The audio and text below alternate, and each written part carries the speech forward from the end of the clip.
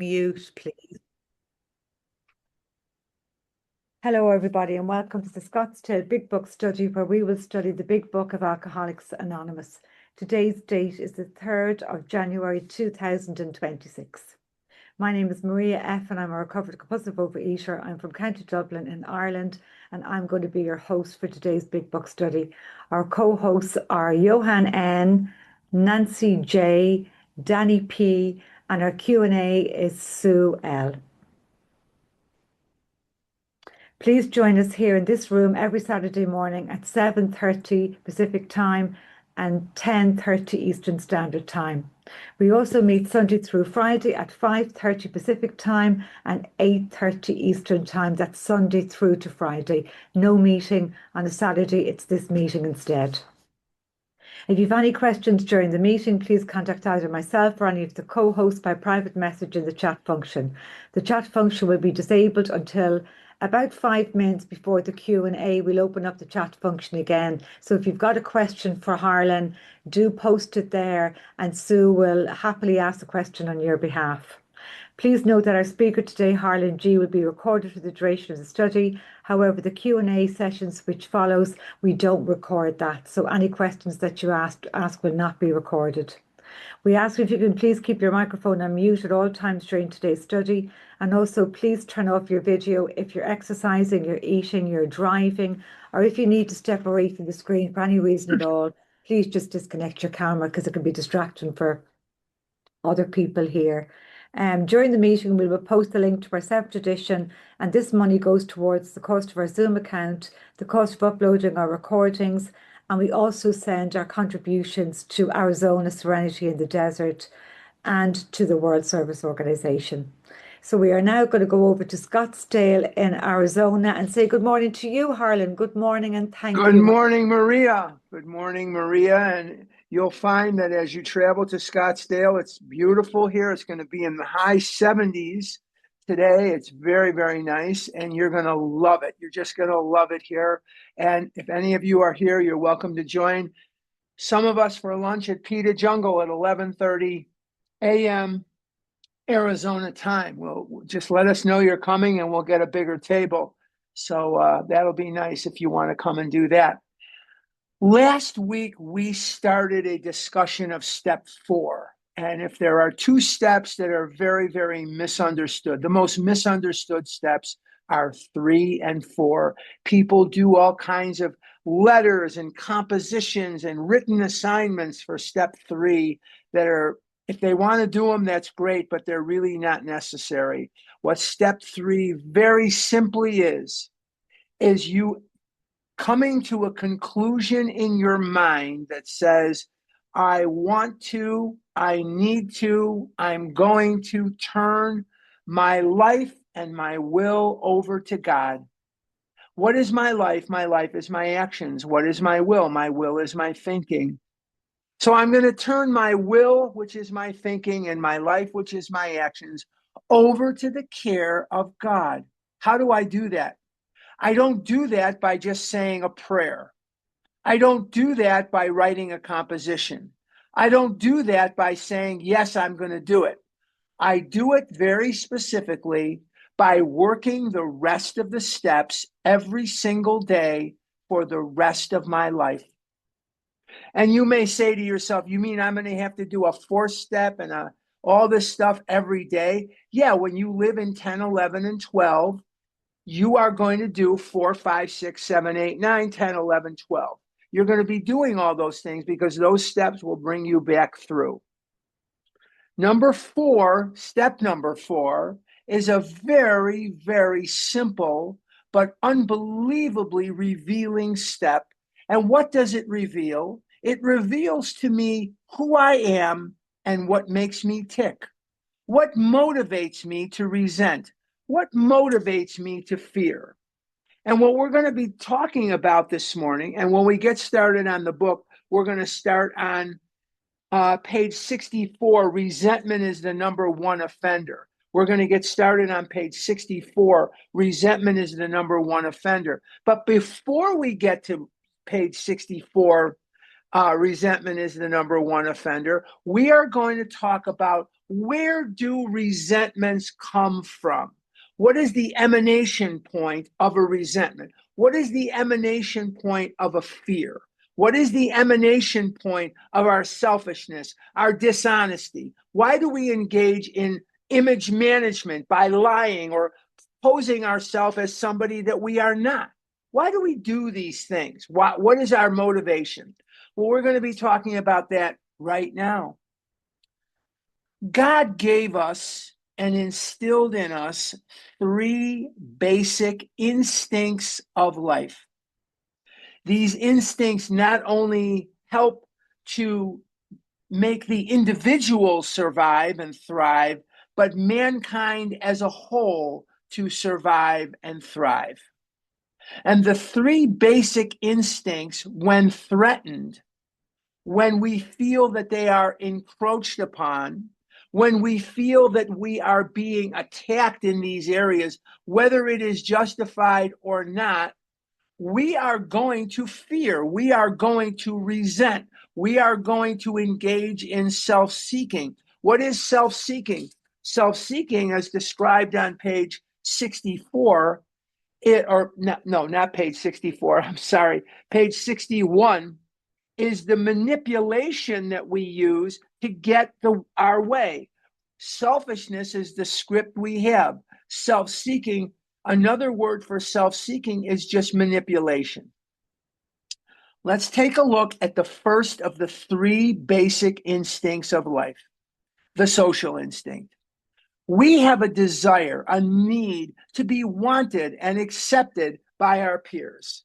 If you want an extremely good example of the social instinct, go to any middle school or high school at lunch. There's the nerds, there's the jocks, there's the cool girls, there's the geeky girls, there's the geeky boys, there's the ones that are interested in whatever, and if you try to sit outside your group, you're going to be rebuffed. It's going to be difficult for you. So that's a very good example of how to understand this. We all have a need or a desire to be accepted by our peers, to be accepted by the people that we want to be accepted by. And you see where this breaks down. You get guys like the Unabomber who lives completely by himself. Sometimes these instincts or these basic instincts can go either one way or the other. We have too much. We're too involved in what people are thinking about us. We're too obsessed about what people are thinking about us. And I would say that the two most prevalent areas where we resent or fear are finance and romance, and we're going to get to that in a second. But the third most common resentment or fear is we resent or fear because we're worried about what people are thinking about us. Well, I'll let you in on a secret. You know what most people are thinking about me most of the time? Absolutely nothing. Absolutely nothing. They're thinking about themselves. They're absolutely thinking about themselves. Not because I'm a bad person, not because I'm not worth thinking about, but because that is the natural way of things. Show of hands, how many people here got up this morning thinking about me? Well, I wasn't thinking about you. Put your hand down. All right. So, all right. So the bottom line is that we tend to we tend to overemphasize what people are thinking about us because we have a distorted view of ourselves. And that is the subheading of the social instinct, and that is self-esteem. And self-esteem is normally reflective. What does that mean? I don't get my self-esteem by what I think of me most of the time. I get my self-esteem in a reflective way. How do you do that? What does that mean? Reflective means I gauge the way you treat me, and because you treat me well, I think you like me, and if you like me, then I am okay. If you treat me poorly and you treat me in a way that lets me know you don't like me, then not only am I going to be rebuffed by you, which is going to affect my social instinct, it is also going to affect my self-esteem. So self-esteem is generally reflective. It is bounced back by the way you treat me. So we have the social instinct.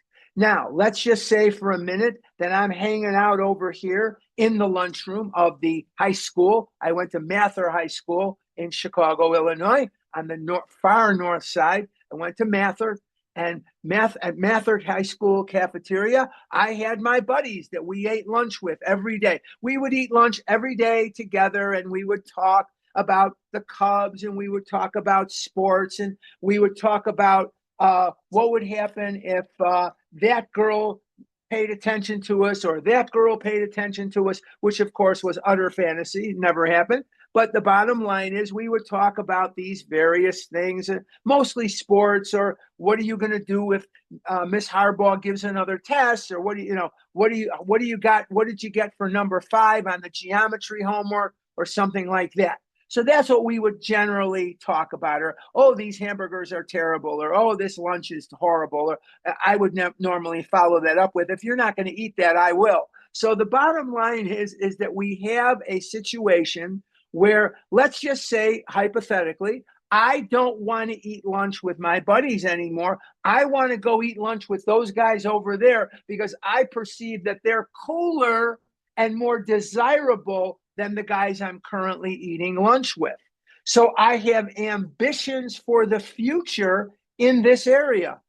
I have ambitions for the future in the social instinct. Maybe there's a guy over there and I happen to like him. I'm in English with him, or I have a history or a journalism class with him. He seems like a nice guy. I want to go start eating lunch over there. And I start making moves to go eat lunch with them. But there's a guy in there, let's call him John. And John does not want me eating lunch with them. And he says to my friend, or he says to other people, I don't want Harlan eating lunch over here. Let him eat lunch with those other guys. That's going to hurt me because he is affecting my ambition for the future in the social area, in the social instinct. So we can easily see by this explanation that the social instinct is not alone, as all three have this property, that if you affect what I currently have in this area, maybe you're going to try to get me bumped from the group that I'm eating lunch with now, or marginalized within that group, or degraded within that group. That's going to hurt me. That's going to affect me. Or my ambition for the future. My ambition for the future has been affected. I'm going to resent. I'm going to fear. I'm going to strike back. Maybe it's honest, maybe it's not, but I'm going to start some garbage about that guy, John, who marginalized me. He is going to, in turn, hear what's going on, and he is going to fight back, or he's going to retaliate, creating pain and suffering for me. So I hope you can easily see where these resentments or fears come in the social instinct. Now we'll go to the next instinct. There are 3. The next instinct is the security instinct. God ingrained us humans with the security instinct so that we would go out and provide for ourselves and our families. We would do the work necessary so that we would bring home a paycheck, and we would do the other things that we need to do to secure employment, or to secure our farm, or our business of selling wheelbarrows or selling hardware, or whatever that may be. Whatever that may be, I have my business or I have my job, and I need this job. And he also wants me not to spend all the money that I get. So if I get, just for round numbers, let's just say I make $100 a week. So if I make my $100 a week, there is something in my instincts and in my cultural inculcation, biblically, historically, common sense. I don't spend $100 a week. I spend 90. Maybe I tithe. Maybe I don't want to get religious here, but maybe my religion, and mine does, says you will give a certain percentage back to, to the synagogue or the church in your case, or whatever that may, or the mosque or the temple or whatever that may be. You give a certain amount of your money back to OA or the Red Cross or whatever that may be for you. That is fine. That is fine. But I don't go out and spend the $90. I try to save some for that proverbial rainy day. I live in Arizona. It doesn't rain that much, so I don't have to save that much, thank God. But okay, for the rest of you that live in the Pacific Northwest or maybe live in the South, you better save more because it rains a lot more there than it does here. Okay, so we have the security instinct. If you upset what I currently have as a job, if you upset that, I am going to get scared. I am going to resent you. I am going to strike out at you, and I am going to create pain and suffering for you as best I can. You, in turn, will strike back and create pain and suffering for me. And this is where the resentments, and this is where the fears, and this is where the dishonesty and things emanate from. I hope we're seeing these things a little more clearly. Now, let's just say, for example, I'm working in a hardware store, and it's John's Hardware Store. I'm working there, and I've been there for a couple of years. I think, gosh, I'm really learning this hardware business. I know the difference between a wrench and a hammer. I know the difference between a screen door and a card window, and I know all these various things. I think I'm going to go get a better job from within, I'm going to go get a better job, and I'm going to go to work at Fred's hardware store because I heard he's paying more money. Fred is going to pay me more money. So I go over there and I want to go to work at Fred's hardware store, but one of Fred's employees, whose name is Mike says, don't hire that guy. I know him. He's a jerk, meaning me. So he is upsetting my ambition for the future in this security area. I am going to retaliate. I am going to fight back as best I can. He, in turn, is going to create pain and suffering for me. And so in doing so, I am going to resent. I am going to fear. I have the resentments on the news that he doesn't want me there. Then I have more pain and suffering when he fights back. So it's not just a one-time thing. It's a recurring thing. He is upsetting my ambition for the future in this security area. These are God-given instincts, and they are not to be eradicated, and they are instrumental not only in the survival of us as individual people, they are instrumental in the survival of the human race. Because as a human species, if we did not have these instincts, if we did not have these things, then we wouldn't do the work necessary to survive. In the area of security, money, pocketbook, we have a couple of subheadings. We had a subheading in the social instinct, and that was self-esteem. Now we're going to have a basic instinct or a subheading to the security instinct of emotional security. Now, emotional security is different from self-esteem. Emotional security means I'm glad I don't have to deal with all the bullshit of fighting with Fred. One of the reasons I want to leave John's hardware store and go to work at Fred's hardware store is I don't want to fight with Mike, who works at John's hardware store. I don't want to see his face anymore. He upsets me. He's always fighting with me. He upsets my emotional security. I have friends. I'm very, very lucky. I've had friends, although some of them have died, but for 50, 60 years, I've had friends since grammar school. And there are a couple of my friends who are friends with each other, and they live closer together. They both live in the northern suburbs of Chicago. I was born and raised in Chicago. And They fight every freaking time we separate them in vehicles because they will fight over music. One wants to listen to hard rock, whatever it is. I don't know. It can't be too much for him. The other one wants to listen to news or quiet music or whatever, sports, whatever it is. And they will fight over the radio. So in an attempt to create emotional security, what we do as a group is we separate them. We do not let them ride in the same car when we go out when we're here in Arizona, because they'll come down for spring training and they come down for the golf. They have a big golf tournament here in February, I think it is, coming up here soon.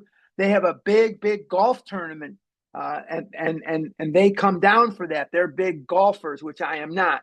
They're big golfers, and I don't want to hear the fighting. I don't want to hear radio wars. I don't want to hear it. It upsets my emotional security. So I get upset with them because I don't want to hear it. It upsets my emotional security. Now, there is another security that is a subheading of the financial security and the emotional security, and that is personal security.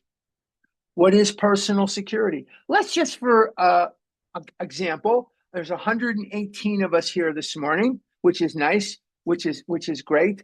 And that's fantastic. But let's just take, for example, we're in the same room. We're not on Zoom. We're all in the same room, and we're in Dublin, Ireland. And Maria is hosting a big dinner for us after this meeting. And she's been cooking for 2 weeks, and she's paying for everything, including our airfares and including all of our hotels. She's got the check and she's going to pick it up.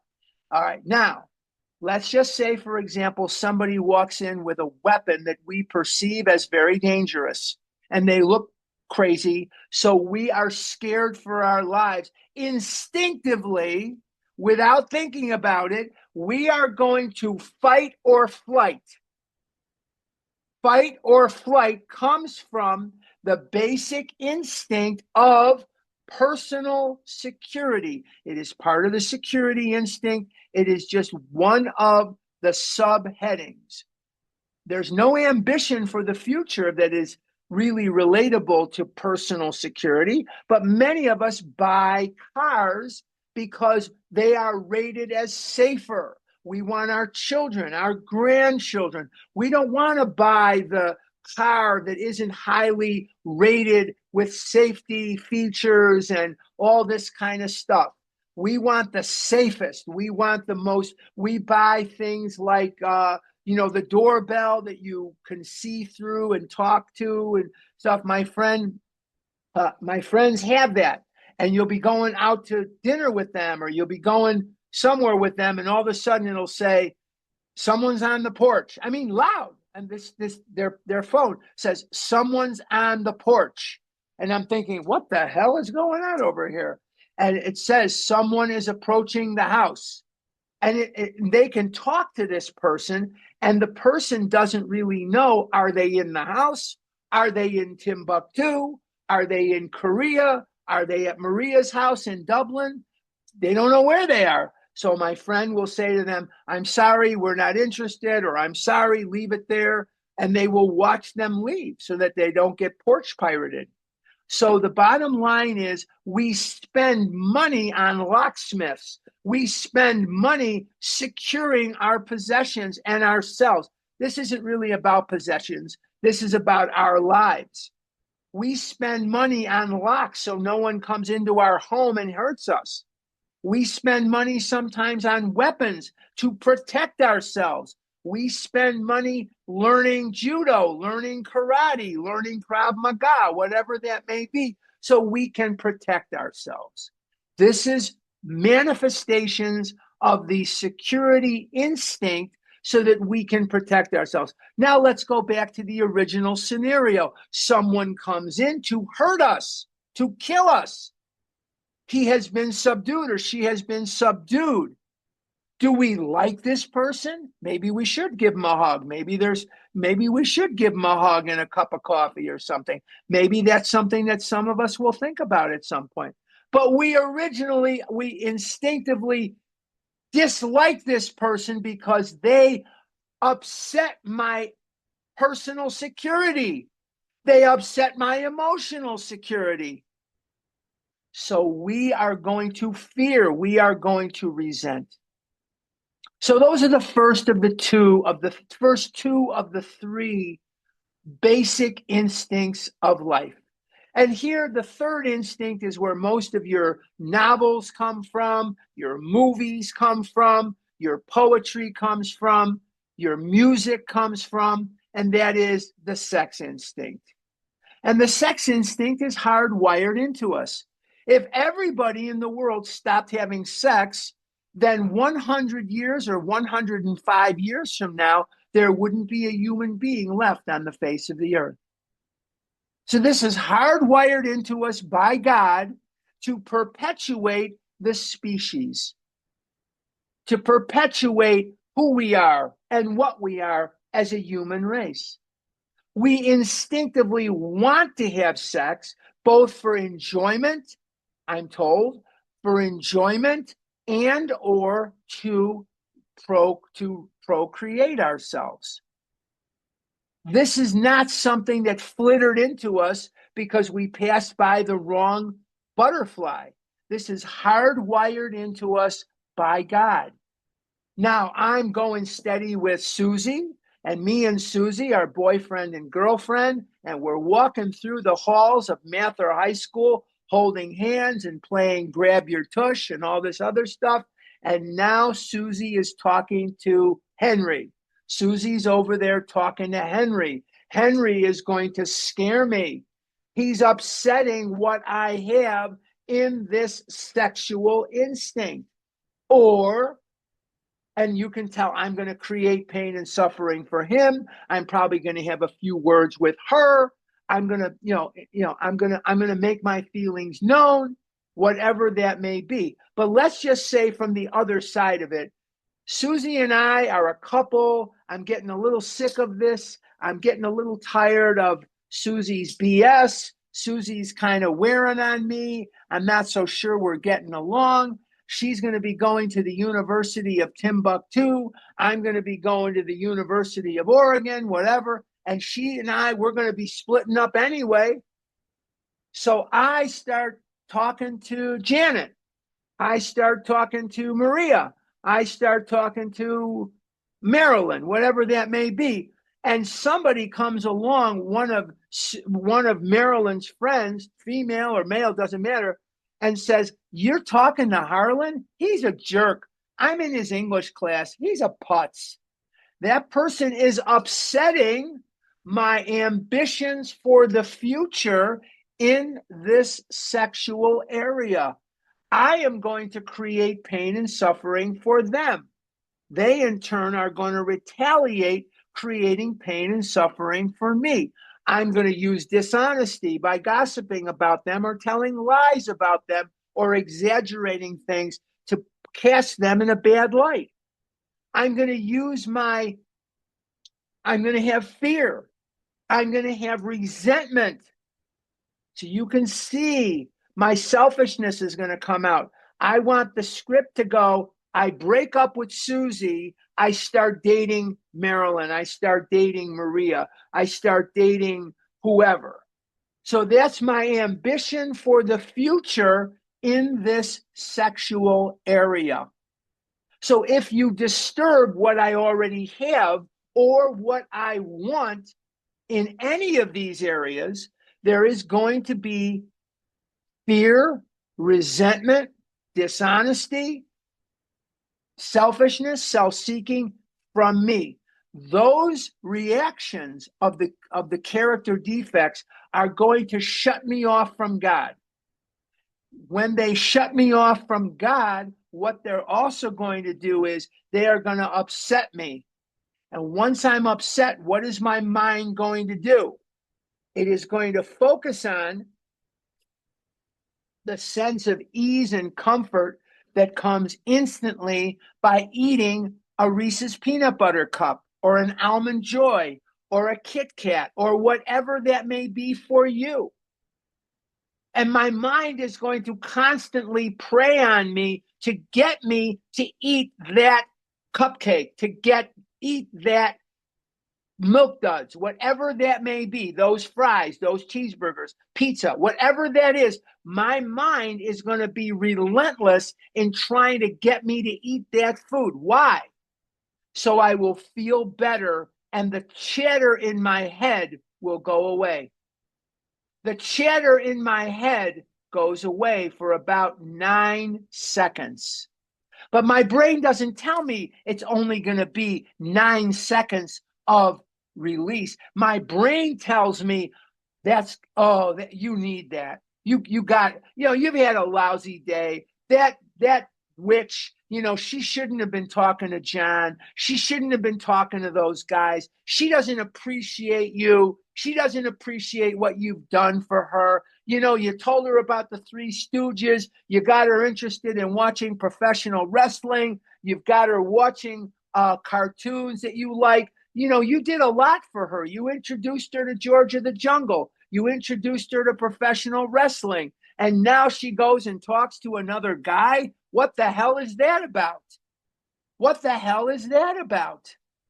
And so you start to feel sorry for yourself. You engage in self-pity, which if self-pity could be bottled as a drug, it would knock heroin, cocaine, weed, liquor completely off the shelf.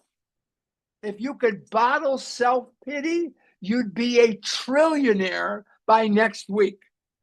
We love self-pity. Oh, woe is me. Woe is me. You know what they say in AA? This is what they say in AA. Poor me, poor me, pour me a drink. Pour me, extra sausage on my pizza. So we have not been aware of these things. We have not been conscious of these things. But this is what has been going on from the day we were born. From the day we were born. And it is these basic instincts of life, when we feel that they are going to be encroached upon, when we feel that they are going to be or are being attacked in our minds, that we lash out and we end up face first in the food. I hope that this is more clear, that this is what has been going on from the day you were born. Okay. What we're going to do is we're going to uncover, discover, and discard these patterns that have been plaguing us from the very beginning of time. We're going to uncover the things that have set our patterns. We're going to discover the truth about ourselves, and we're going to discard the things we don't like. Very simple process. In other words, the fourth step will boil down to this. When I was a parent of a young girl, 7, 8 years old, 9 years old, whatever, my wife would say to my daughter, "Go clean your room." And of course, my daughter didn't want to do that. So there was back talk. And we would say, "Your room looks like Yucca Flats after the blast. Go in there and clean it now." I wasn't usually the one that fought with her about this. It was normally my wife, but either one of us. Now, what if I said to my daughter, "Hannah, go in your room, and except for the dogs, except for the German Shepherds, anything that you want replaced, you want a new one of." Let's say you have gym shoes and you want new ones, or you have, I remember one time we had the iPod wars of, I think it was 2003, had to have an iPod, had to have an iPod, had to have this and had to have that.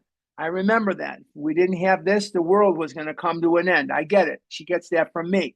So if I said anything in your room that you want replaced with a brand new one, put it out on the curb and the city will come and get it. The only thing breathing or the only thing in that room would have been two German shepherds that were very confused. Poor Hallis and poor Emma, they would have been in there going, what the heck happened to this place? And there would have been nothing in that room. Nothing. God is making that deal with you today. God is saying, give me your anger. Give me your fear. Give me selfishness. Give me self-seeking and dishonesty. Give me the manifestations of these things, and I will replace them in your life with brand new things. And we still resist it because the known is less scary than the unknown. But you have to trust God by this point, don't you? You got to trust God because your way sucks. If you could have gotten out of this addiction by yourself on your own, I would not know you. You would not be here this morning. You would be out doing whatever. You'd be out shopping or jumping rope or I don't know, whatever you do. You wouldn't be here because you wouldn't need to be here, would you? So God is saying to you through the words of this book, give me your resentments, give me your fears, give me your sexual harms done others, give them to me and I will handle them. I will handle them. And we're still, some of us, resisting that. The God of my understanding is a very, very wonderful, wonderful God.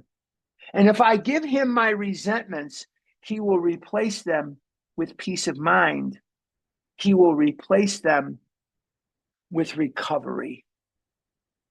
I did not wake up this morning with a pall of guilt and shame and remorse about what I ate yesterday. I did not wake up this morning with this horrible, horrible feeling of dread of what I'm going to eat today or who I'm going to run into that I owe money or what children are going to laugh at me or what adults are going to laugh at me. I did not wake up with this fear that I can't really get in and out of the car I have because I'm too fat and I have to drive somewhere today. I don't have this fear that when I get to, I'm having lunch with some OA friends, when I get to Peter Jungle, that I'm going to break the chair. That's freedom. And that starts here in step 4, which actually it starts at step 1, but we're going to examine it in a different way here in step 4. So we have a situation where we're going to look at our basic instincts of life so that we can understand, probably for the first time, what makes me tick. What makes me tick? And we're going to learn more about ourselves through this process than we ever thought possible. Let's go to page 64. And we're at resentment is the number 1 offender. It destroys more alcoholics than anything else. From it stem all forms of spiritual disease. For we have not only been mentally and physically ill, we have been spiritually sick. When the spiritual malady is overcome, we straighten out mentally and physically. Let's stop right there, and then we're going to get some specific instructions. You don't need a workbook. You don't need a download. You don't need anything off the internet to do this step. Funny how they did this step beautifully before there was an internet, before there was a workbook, before there was a concordance, or there's a place here, Gibson, 2 blocks from my house. They make a living selling these booklets on how to do step 4. What's the matter with the instructions in the big book? Where do you think those instructions came from? They came from here. But before we get there, let's remember something. And we talked about this too briefly last week because I want to cover it again. If I have a resentment in my heart, it is a lie. I'm going to say that again. If I have a resentment in my heart, it's a lie. Now, I understand that some of you have been raped or molested or abandoned or beaten. I'm not talking about that. But if I have a resentment in my heart, it's a lie, because I have a recording in my house right now. I have a recording of what do I have? I have a recording of the Ducks beating Texas Tech the other day in the Orange Bowl. And I've watched it 2 or 3 times, maybe 4 times since. And I'm pretty good. If there was a test on this recording of the Ducks beating Texas Tech, and I'm sorry about any Texas Tech fans that are here, but if there was a test, I could get an A. I may not get the highest A, but I would get an A on this test. Now, the recording that I have in my television has something I lack, and that is a property called fidelity. What is fidelity? Fidelity. What is that? It is truth. You see, every single time I play that recording of the Ducks beating Texas Tech 23-0, where they didn't score 1 point against the Oregon defense. And if there's any questions about that later, I'll be glad to take them. Now, what if I compare myself to that recording? That recording is exactly the same every single time I play it. There's no different commercials. The announcers don't say different things. It is the same exact words, the same exact thing every time. Not so with my resentments. In my heart, I think I'm being honest, but I'm not. Here's where it breaks down. Every single time I play a resentment, I change it just a little bit. Just a little bit. I change it. I change your part and make it more dastardly, more nefarious. And I change my part so that I'm a little more honest and innocent and wonderful. And pretty soon, if you give me enough time, I was standing there doing nothing, and your mean old ass came along and did me wrong. You came along and did me wrong. And I'm such a wonderful person. I can't believe you did that. Now I go out and recruit other people, and I rehearse this resentment with them, but only the ones that are going to assure me that you are indeed a jerk and I am indeed wonderful. If they think I'm at fault, I don't rehearse that with those people anymore. I find people to fawn, to fertilize, to propagate, to feed, to nurture this resentment. And I can do that my whole life long. My whole life long. My mother and father got up all the time in the morning, and not only did they rehearse resentments against each other, but they went to some bar mitzvah in 1922 or something, I don't know, and the family sat them in the back or sat them in the front or something, and every day this would go on like morning prayer. They would do this like morning prayer. This person did this and this, and I'm growing up in this, and I'm listening to this every day. Some of us turn on that resentment replay machine every day, and we change it a little bit and a little bit and a little bit. The truth of the matter is, we had a part in that resentment that got lost in the mail. We did something or didn't do something to set it in motion, and we are going to examine those things as we move forward.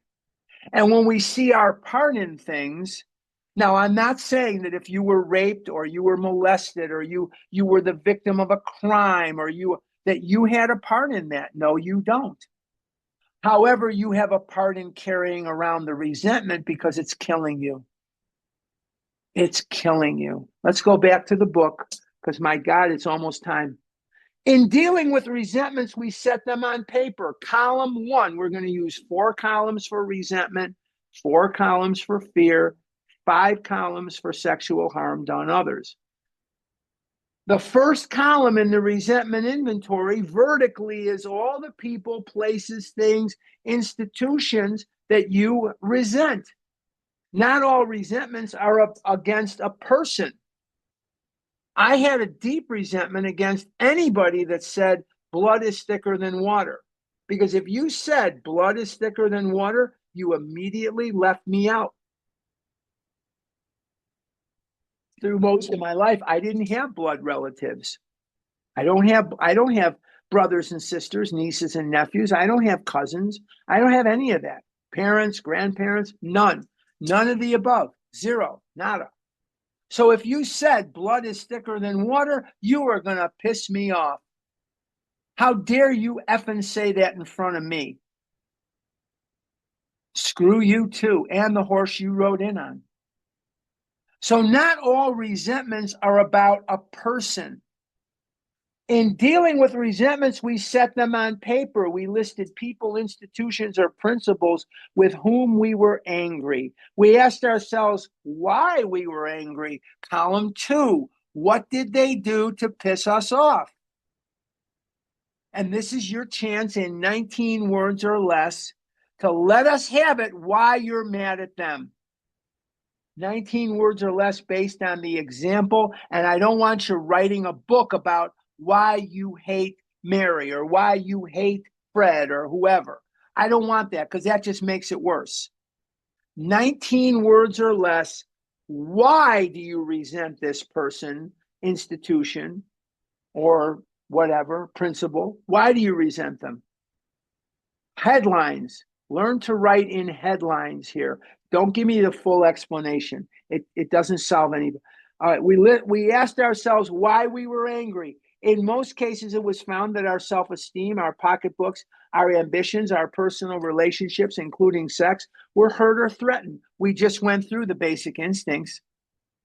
So we were sore. We were burned up. This is the basic instinct discussion that we took a half hour to go through. The reason we go through it is so you can understand better. On our grudge list, we set opposite each name our injuries. Was it our self-esteem, our security, our ambitions, our personal relations, which had been interfered with? So we've got the first 3 columns. Let's go over them again. First column, who or what do you resent? Second column, why do you resent them? What did they do to you? Third column, what basic instinct or instincts have been affected by this situation? Let's go over that one more time. Column 1, who or what do you resent? Column 2, why do you resent them? Column 3, what basic instinct or instincts, usually there's going to be more than one, are affected. Should be very simple, very straightforward. We're not going to get to the 4th column until page 67, so that won't be today. We're going to do the first example here, okay? I'm resentful at Mr. Brown. Why? His attention to my wife. Whoa, that would get my attention too. That would piss me off too. Why? It affects my sex relations, self-esteem, fear. If he's paying attention to my wife, and I'm a bad dancer, or I'm bad at math, and he's good at math, and he can dance the night away like Fred Astaire or Michael Jackson, she might run off with him. Now, if she runs off with him, what's going to happen? It's going to affect my self-esteem. That happened to me in real life. My wife made a decision, and the last relationship I was in, the same thing. They made a decision to go with somebody else over money. The other guy had more money than they told me right to my face. This is about money.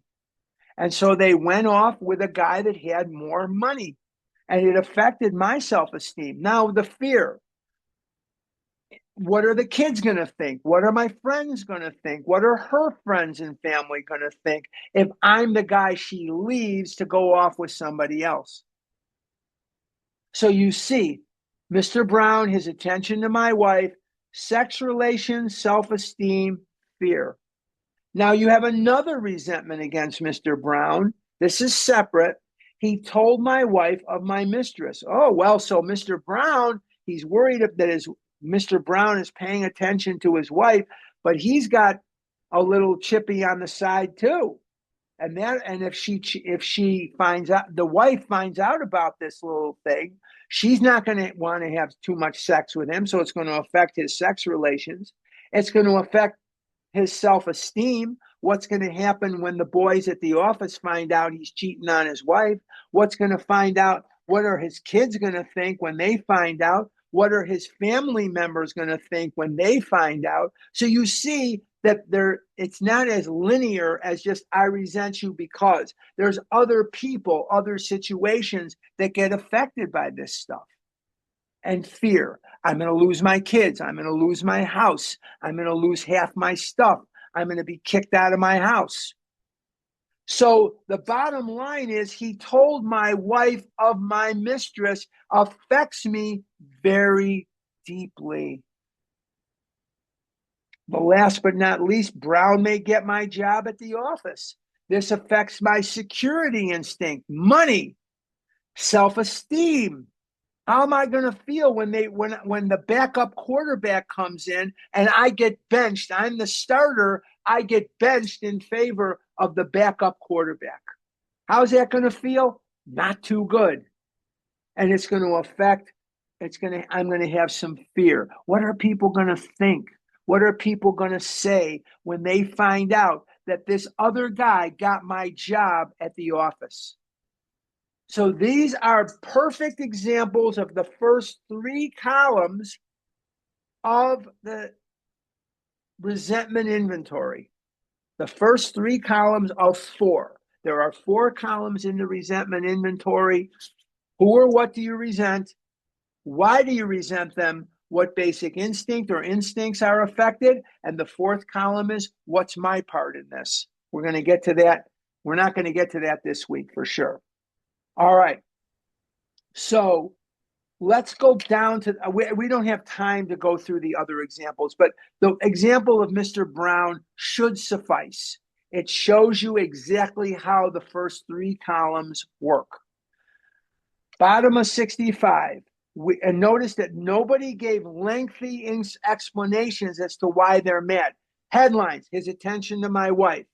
He doesn't cite 83 examples of Mr. Brown paying attention to his wife. The guy paid attention to his wife. We get it.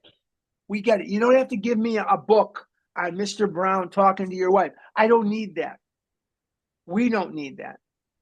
All right, bottom of 65. We went back through our lives. Nothing counted but thoroughness and honesty. Do you notice what word is missing? And it's conspicuous by its absence. Notice it says nothing counted but thoroughness and honesty. The word is perfect. Nobody does this perfect. God is not going to hang your fourth step on his refrigerator. Stop delaying it until you can do it perfectly. It's an open book test. You know exactly who you resent. You know exactly why you resent them. You know what you fear. You know all of the answers here. You know all of the answers here. And there's nothing that should be so mysterious. I give my sponsees 3 hours to do step 4. At the end of 3 hours, they're done. Pencils down. None of this bullshit of 6 weeks, 6 months, a year. That's a lot of BS. Nobody's working on their fourth step for weeks and weeks at a time. That's a lie. People are letting it sit on their table. Maybe they're letting it sit on their table, but they're not working on it for 6 weeks or 6 months. That's not true. I give them 3 hours, and this is not the last 4th step they're going to do. I want them to just clean out as much as they can, and in 3 hours, you'd be amazed. You should be done. When we were finished, we considered it carefully. The first thing apparent, I'm at the top of 66, was that this world and its people were often quite wrong. There's the understatement of the year. To conclude that others were wrong was as far as most of us ever got. The usual outcome was that people continued to wrong us and we stayed sore. Sometimes it was remorse.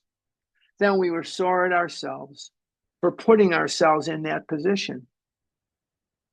Why did I marry my wife? I married the second girl I ever went on a date with, and I married the first girl that wanted to get married. I wasn't in love with her, and she wasn't in love with me. I wanted to get married. She wanted to get married. We were in love with being married and being in love. We should have cut it off right away. There were red flags, and every morning I would get up and paint all the red flags green. I'd get up with my paintbrush and my spray can of paint, and before she would wake up, I would paint all the red flags green. And we got married, and we've been divorced now for 15 years. Sometimes it was remorse, and then we were sore at ourselves. But the more we fought and tried to have our own way, the worse matters got. As in war, the victor only seemed to win. Our moments of triumph were short-lived. It is plain that a life which includes deep resentment leads only to futility and unhappiness. And there are people, they're going to bed every morning. I'll get that witch. I'll get that witch. I'll get that witch. And she's at home going, she's sleeping like a baby. So my resentment is like me drinking poison, waiting for you to drop dead. Stop drinking poison, waiting for someone else to drop dead. It's fruitless and it's not serving you. And what it's doing is it's keeping you in the food. To the precise extent that we permit these, do we squander the hours that might have been worthwhile? But with the alcoholic whose hope is the main maintenance and growth of a spiritual experience, this business of resentment is infinitely grave. We found that it is fatal. For when harboring such feelings, we shut ourselves off from the sunlight of the spirit. The insanity of alcohol returns and we drink again. With us, to drink is to die. On page 14, you were told to drink is to die. On page 66, you're told to drink is to die. How are those resentments working for you? They're driving you into the food. Once you eat the food, you're triggering the physical allergy. Once triggered, the physical allergy will put you in a position where your willpower is of no avail whatsoever. Absolutely no avail whatsoever. Cravings beyond your mental control. Is this what you want? Is this resentment worth your life? Is it worth your life? Because that's what you're saying to God. You're saying to God, my life is meaningless. I'm going to carry on this worthless endeavor of fighting a battle that doesn't exist because those people are not going to treat me that way. That person isn't going to do that to me. And you're sacrificing your life to fight a battle that doesn't exist. Is this the hill you want to die on? This is it. This is not a dress rehearsal. This is not a dress rehearsal. This is life. This is it. This is all you get. Goes by quick. Wow, does it go by quick. Wow, does it go by quick. Whew. I was having a conversation on Facebook this morning about our first grade teacher, Mrs. Armstrong. And she used to have us we used to have to bring a plant and put it on your desk. And if you talked, she'd put a parrot on your wrist. She'd put a stamp of a parrot on your wrist. If you picked your nose, she'd put a stamp of a pig on your wrist. If you did this, she'd put a stamp on your wrist. And when you got home, your mother would see, I got a parrot, I got a pig, I got this, I got that. You know what? That's how she did. And we remember Mrs. Armstrong. There's a bunch of us on this Facebook thing. We all had first grade together. We all had first grade together. You know, we remember. Life goes by so fast. Wow, does it go by fast. All right. We're going to pick this up next week. I know we're going slow, but the material demands that we go slow. And next week, we're going to pick it up on page 66. And we're going to start off with if we were to live. If we were to live. I'm going to turn this. I hope today was helpful. We covered a lot of material today. I hope that it was helpful and revealing. I'm going to turn this back over to either Sue L, Maria F, Nancy J, Danny P. I don't know, but what we're going to do is turn it over to them, and then we'll do 30 minutes of Q&A. We're going to turn over to Sue L now. Thank you so Sue much. L, okay. Okay, thank you so much, Maria. My name is Sue L, and I'm a recovered compulsive overeater from Pennsylvania, and your host for the next 30 minutes, which we have set aside for questions and answers only. We ask please no announcements, meeting information, or comments be made during this time. They can be posted in the chat. Also, please check the chat where we have posted links to access previous recordings and our seventh tradition. This money goes towards the cost of our Zoom account, upload